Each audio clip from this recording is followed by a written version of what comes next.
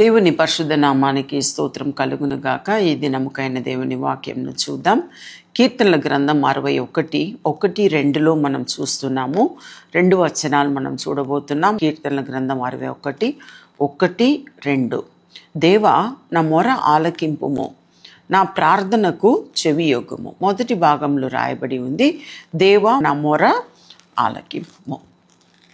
తప్పకుండా మనము ప్రార్థన చేసినప్పుడు మన పరలోక ప్రార్థనలను మనం చూస్తున్నాం. ఈ ప్రార్థన కూడా మనం చూస్తున్నాం.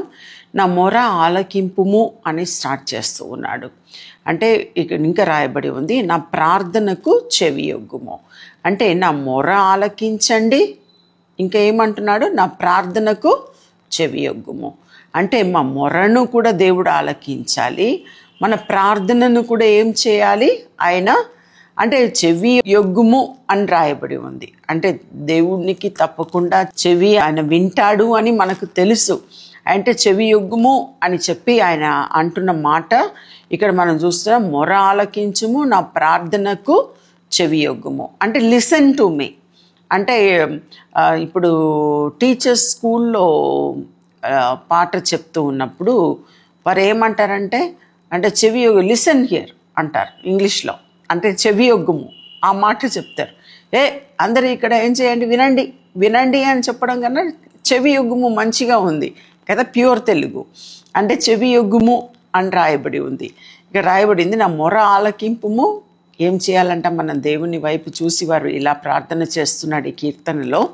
నా మొర ఆలకింపుము, నా ప్రార్థనకు చెవియొగ్గుము అని అంటున్నాడు. ఇంకా ఆయన అంటున్నాడు 2వ వచనంలో 61:2, కీర్తన 61:2, నా ప్రాణము తల్లడిల్లగా భూదిగంతముల నుండి నీకు మొరపెట్టుచున్నాను.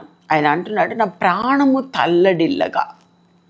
అంటే శరీరము తల్లడిల్లగా అని చెప్పట్లేదు ఆయన, ప్రాణము తల్లడిల్లగా. కొన్నిసార్లు ఇప్పుడు యోబు జీవితంలో మనం చూస్తున్నాం, ఆ పిల్లలందరూ ఒకేసారి చనిపోయారు కదా.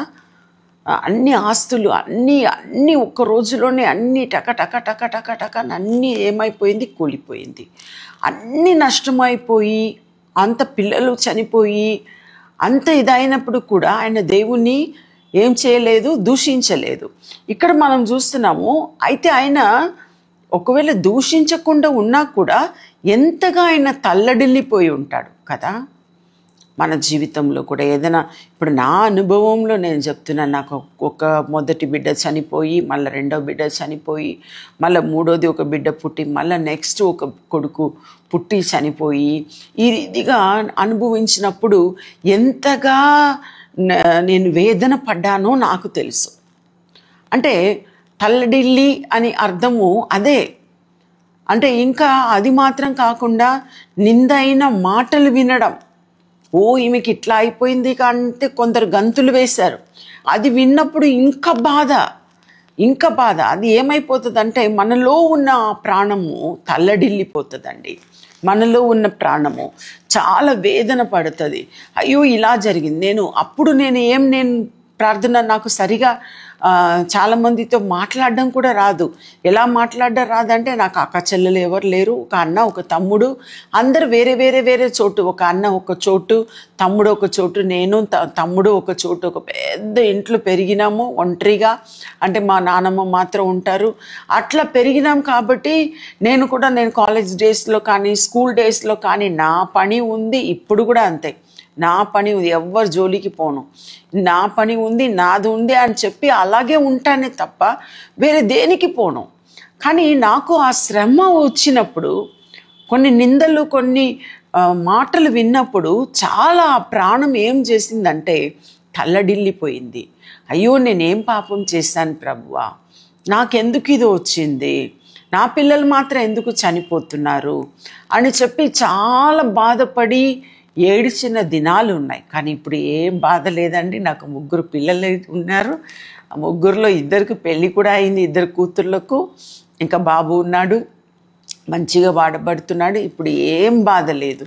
దేవుడు నా యొక్క బాధను, నా యొక్క కష్టంను, దుఃఖంను అన్నిటినీ తీసివేసి దేవుడు నాకు చక్కని కుటుంబమును ఇచ్చి, దేవుడు ఇంతవరకు మేమందరూ భయభక్తులతో మేము ఉన్నాం ఇంట్లో, ముగ్గురు కూడా ఎప్పుడు మేము దేవుడిని ఏదో ఒక రకంగా దేవుడు దేవుడు దేవుడు అనే మేము ఉంటున్నాం.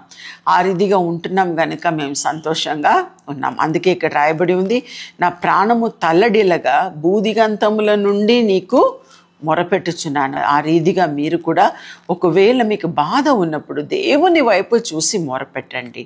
నేను ఎక్కలేనంత ఎత్తైన కొండపైకి నన్ను ఎక్కించుము. దేవుడు ఏం చేస్తాడంటే, మీరు ఎక్కలేనంత ఎత్తైన కొండకు దేవుడు మిమ్మల్ని తీసుకెళ్ళి మిమ్మల్ని హెచ్చించి, మిమ్మల్ని ఆశీర్వదించి, మిమ్మల్ని బలపరిచి ఆయన మిమ్మల్ని గొప్పగా చేయను. ఆ రీతిగా చేయాలని నేను కోరుకుంటున్నాను. దేవుడు తప్పకుండా చేస్తాడని నేను నమ్ముచున్నాను.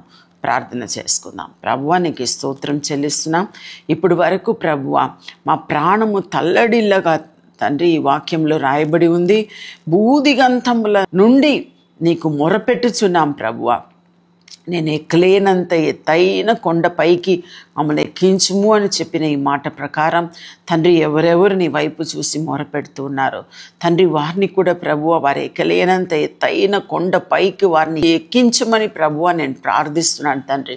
వారికి ఉన్న కష్టములు, వారికి ఉన్న నష్టములు అన్నిటినీ కూడా తీసివేసి ప్రభువ వారు ఉల్లాస తైలముతో ప్రభువ, ఆనంద తైలముతో తండ్రి, వారు తండ్రి ఉల్లాసముగా వారు ఉండునట్లు గొప్ప కార్యమును వారి జీవితంలో చేయండి. దీవించండి, ఆశీర్వదించండి.